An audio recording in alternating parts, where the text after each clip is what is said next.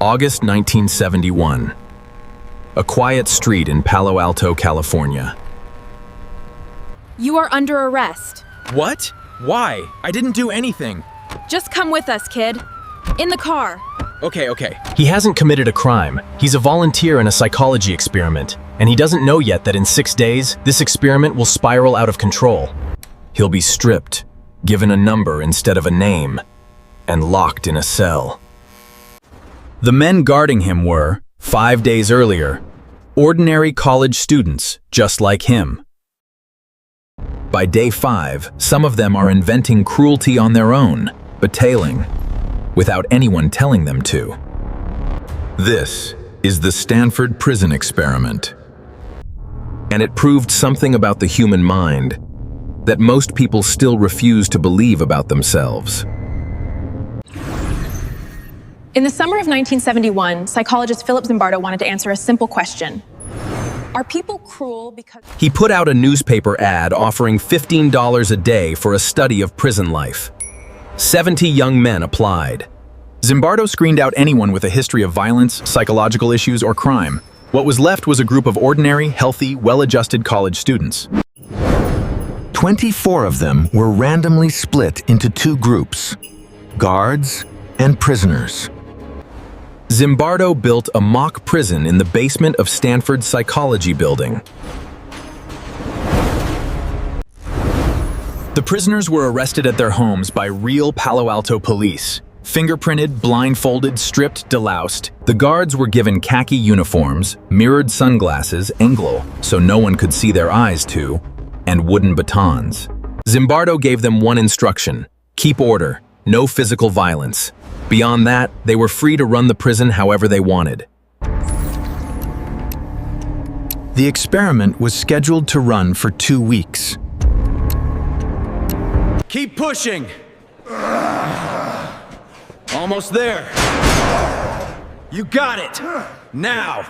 The guards didn't wait for instructions. They improvised. They used fire extinguishers to blast the prisoners back. They stripped the rebellion's ringleaders naked. They started separating good cells from bad cells to turn the prisoners against each other. By day 3, prisoners were breaking down, sobbing, having what looked like nervous breakdowns. One had to be released within 36 hours because he was screaming, crying, and mentally unraveling in front of everyone. By day 5, some guards were forcing prisoners to do degrading tasks for entertainment, not because they were ordered to, because they'd started to enjoy it.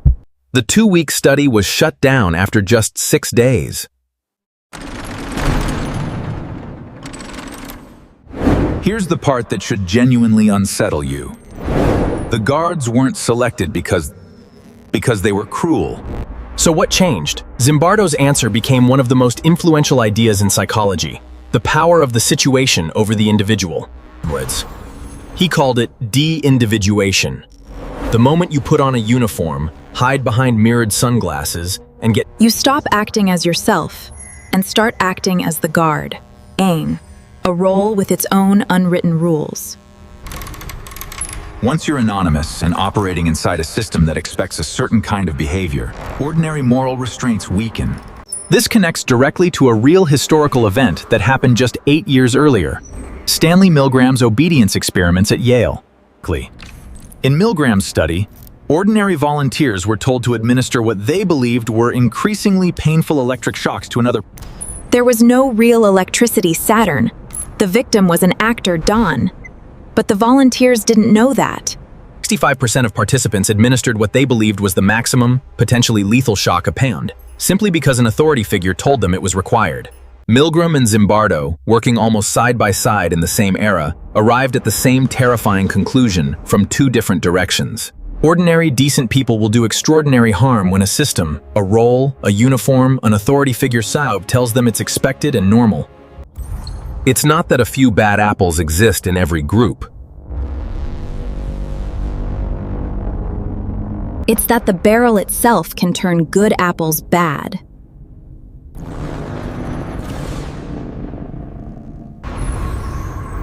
For nearly 50 years, the Stanford Prison Experiment was taught almost exactly how you just heard it, as clean proof that... But in recent years, researchers went back and re-examined the original Stanford case. They found that the account that launched 1,000 psychology studies was significantly exaggerated. Some guards later admitted they were play acting for the researchers' cornering, because Zimbardo was actively coaching some of them behind the scenes to be tougher. That doesn't erase the experiment's power, Mai. It complicates it. It was a mix of real psychological pressure and participants unconsciously performing a role they'd been primed to play. Milgram's obedience experiments, reached through a completely different, far more tightly controlled method, have been replicated by. So the exact staging of Stanford may be flawed, but the underlying truth it pointed toward is one of the most robustly confirmed findings in the history of psychology. Ordinary people conform to roles and authority far more easily than we'd like to admit. You will never run a mock prison, but you already live inside systems that quietly shape your behavior every day. The lesson isn't humans are secretly monsters. The single most protective factor in Zimbardo's own research wasn't willpower. It was awareness. The guards who resisted cruelty were the ones who consciously recognized.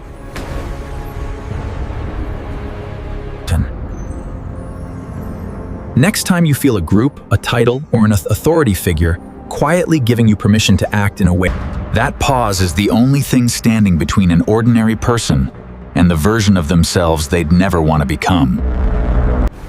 The Stanford Prison Experiment isn't really a story about 6 days in a basement in 1971.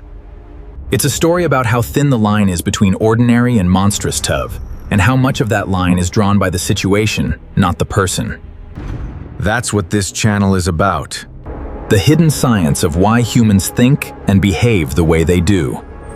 If you want to understand your own mind a little better, Faye, subscribe. New video every week. I'll see you in the next one.